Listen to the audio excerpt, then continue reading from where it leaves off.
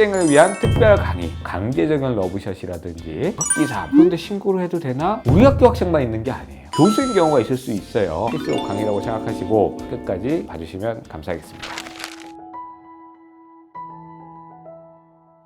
안녕하세요. 법이 빛나는 밤의 이세환 변호사입니다. 지금 촬영을 기준으로 2024년 3월 지금 초인데요. 고등학교에서 이제 막 갓 성인이 되고 대학생이 된 신입생분들 모두 축하드립니다.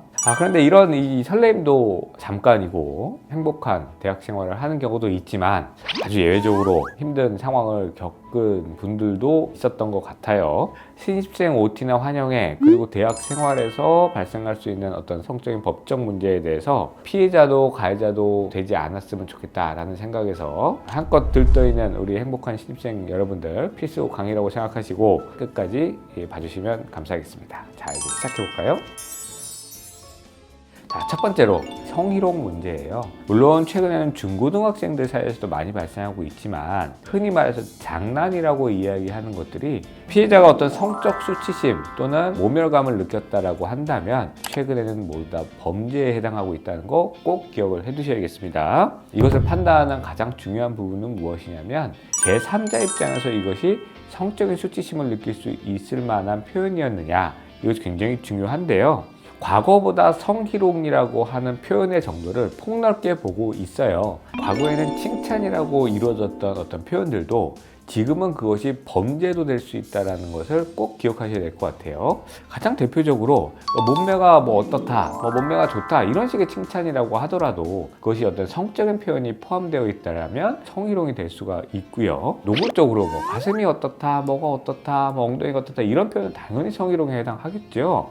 남성들 사이에서만 일어나는 것이 아니라 여성들 사이에서도 저 남자는 어떻다, 성적으로 어떻다 이런 표현들이 많이들 일어나고 있기 때문에 굉장히 조심스럽게 접근할 필요가 있고요. 이러한 성희롱은요, 구두로 말로 하는 성희롱이 있고 SNS나 메시지로 하는 성희롱이 있습니다. 이 두 가지 행위는 각각 처벌하는 규정 자체가 달라요. 말로 하는 이런 성적인 표현은 형법상 모욕죄로 처벌될 수 있고요.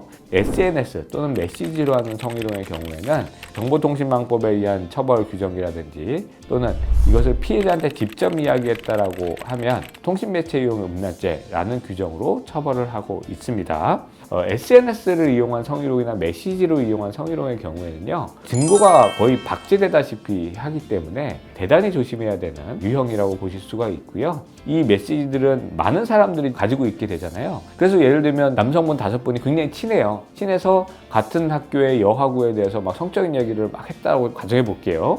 그랬을 때 이 5명의 사이가 안 좋아지는 경우뿐만이 아니고요. 이 5명의 여자친구가 이 메시지를 받거나 다른 친구가 이 메시지를 봐서 신고되는 경우들도 생각보다 많습니다. 그렇기 때문에 이러한 대화 자체를 하는 것이 형사적 처벌 범위에는 당연히 해당하고요. 도덕적으로도 굉장히 비난받을 수 있는 행동이라는 것을 알고 있어야 될 것 같아요.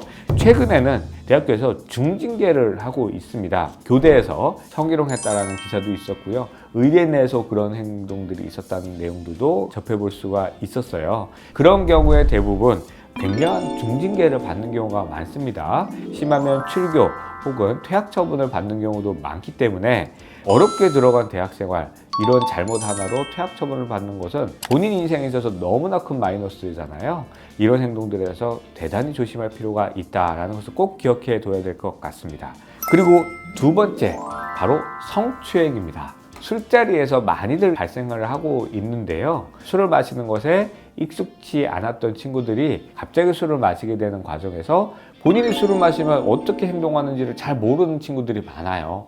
그래서 예를 들면 술을 마셨을 때 본인이 억제하고 자제했던 행동들이 과한 행동을 통해서 발생하는 경우들이 많고 스킨십이라든지 이런 것들이 자기도 모르는 사이에 막 나오는 경우들이 있거든요. 그런데 성범죄에 있어서 내가 술에 취했다라고 처벌 형량이 감경된다거나 범죄가 아니라고 보지 않는다는 것을 꼭 기억해둬야 됩니다.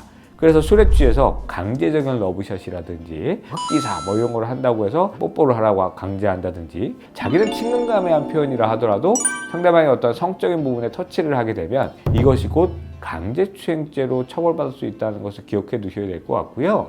여하구에 허벅지에 손을 댄다든지 허리라든지 이런 데를 감싸려고 한다든지 심지어는 최근에는 손을 강제로 잡고 있는 행동들, 이런 게 모두 성추행에 해당할 수가 있고요. 그런데 여기서 강제로 잡고 있는 게 성추행일 거잖아요. 그럼 이 강제성에 대한 판단이 너무 어려운 거예요.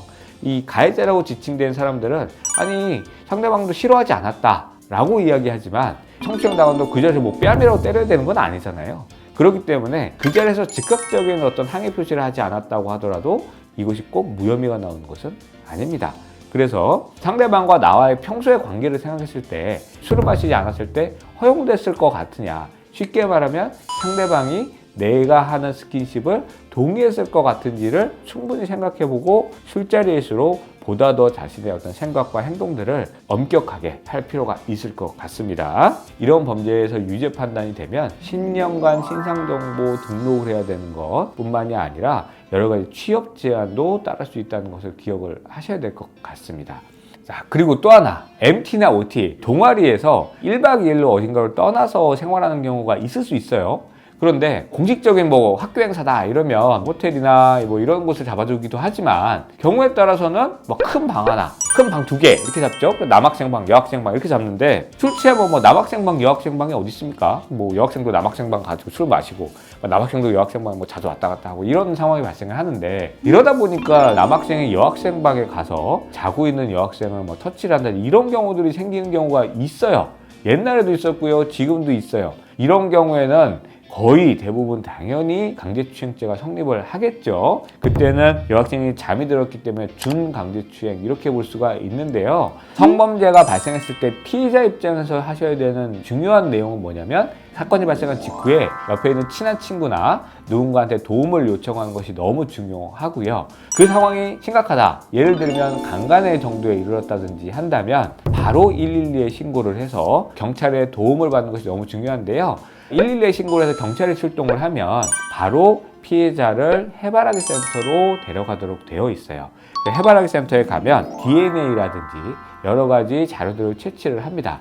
근데 이 DNA 채취는 하루 또는 이틀, 그리고 샤워를 했느냐 안 했느냐에 따라서 DNA가 없어지는 경우들이 있어요. 그렇기 때문에 반드시 이틀 내에 가시는 것이 안전하다 이렇게 보셔야 될 것 같고요. 경찰에 신고만 하시면 모든 과정들을 다 도움을 주고 피해자 국선 변호사님까지 배정이 되도록 되어 있습니다. 이런 경우도 있을 수 있어요. 대학 4년 동안 저 학생을 계속 봐야 될 것 같고 그런데 신고를 해도 되나? 이런 것 때문에 막 주저주저하게 되는 경우도 있을 수 있어요. 원래는 성범죄를 당했을 때는 그 자리에서 112에 신고하는 게 가장 좋은 방법이라고 저희가 안내를 드리거든요. 근데 실제로 현실적으로 어떡하지? 신고해야 되나 말아야 되나 너무너무 고민되고 힘든 시간을 겪게 되는 경우도 있는데요. 그럴 때 방법을 제가 말씀을 드릴게요.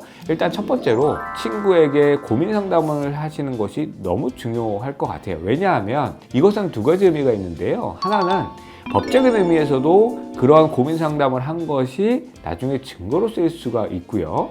또 하나는 법적인 것뿐만이 아니라 내가 낸 결론이 맞는지를 친구와 이야기해보는 것도 너무너무 중요할 것 같고 인터넷에 보시면 성범죄 상담소 이런 곳들이 많이 있어요. 그런 곳에서는요 본인뿐만이 아니라 너무 많으신 분들이 그런 피해를 당하고 있고 그랬을 때 어떻게 처리를 해왔고 어떻게 처리하는 것이 좋은지 조언을 줄 수가 있어요. 그런 조언을 얻는 절차를 밟으시는 것이 굉장히 중요할 것 같고요. 또 하나가 있습니다. 내가 그래도 최소한 신고까지는 모르겠지만 저 친구한테 사과는 받고 싶다라고 한다면 당당하게 이야기하십시오. 네가 나한테 이런 행동을 했는데 너 나한테 사과해줬으면 좋겠다 라고 메시지 또는 증거를 확보하는 것이 대단히 중요합니다. 그래서 메시지 형태의 어떤 답변을 들으면 그것 자체가 증거가 될 것이고요. 대면으로 이야기를 했다라고 하면 녹음이나 전화로 했다라고 하더라도 그걸 녹음을 하는 형태로 증거를 확보해 두시는 것이 좋습니다. 지금은 그래도 한번 참아보자 라고 참았는데 너무 계속 그것이 생각나서 트라우마가 남아서 신고하고 싶을 때가 있을 수 있잖아요. 그럴 때 신고를 어떻게 할 수 있냐면 이런 증거들이 미리 있는 것이 굉장히 중요할 수가 있어요. 그리고 그 성범죄 가해자의 주체가 학생이 아니라 교수인 경우가 있을 수 있어요. 교수는 마치 그 학교에서 선생님과 같이 굉장히 커 보이는 존재란 말이에요. 그러다 보니까 내가 지금 이 학교를 다니는데 교수님이 나한테 어떤 가해 행위를 했다. 그럼 내가 신고를 해도 될까? 이렇게 고민하시는 경우가 많은데요. 성범죄 피해를 당했으면 적극적으로 신고를 하셔야 됩니다. 피해자분 입장에서는 내가 교수님이 이렇게 터치를 했을 때 거절을 못했는데 동의하에 이루어진 스킨십이라고 생각을 하시면 어떡하지? 그런데 학생들 사이에서는 그렇게 볼 수도 있지만 교수와 학생들 사이에서는요, 즉각적으로 거부 의사 표시를 하지 않았다 하더라도 위력에 의한 추행, 위기에 의한 추행, 여러 가지 방법의 어떤 추행들이 있을 수도 있고요. 재판에서도 동의에 의한 스킨십이라고 보지를 않습니다. 실제로 사건 직후에 신고를 하면요, 대부분 처벌을 받습니다. 그리고 교수는요, 교수 생활을 할 수가 없어요. 최근 성범죄 사건에 있어서 가장 중요한 부분은 바로 진술의 신빙성인데요. 다른 사건들과 다르게 객관적인 증거가 없이도 피해자의 일관된 진술로도 유죄 판단이 가능한 만큼 일관되고 구체적인 진술을 바탕으로 신고를 하시는 것을 추천을 드리겠습니다. 자, 그리고 굉장히 빈도수 높게 발생하는 성범죄 상황이 있습니다. 바로 대학 축제 이야기인데요. 이 축제에는요, 또 특이한 점이 하나 있죠. 우리 학교 학생만 있는 게 아니에요. 각 학교에서 또는 이 학교의 친구들도 오고 다 같이 술을 먹게 되는 게 또 그게 또 낭만이기도 한데, 또 그런 상황에서 피해자 입장에서 내가 성범죄를 당했는데 가해자가 누군지 모르는 경우들도 종종 있을 수 있어요. 그런 경우는 어떻게 해야 되느냐?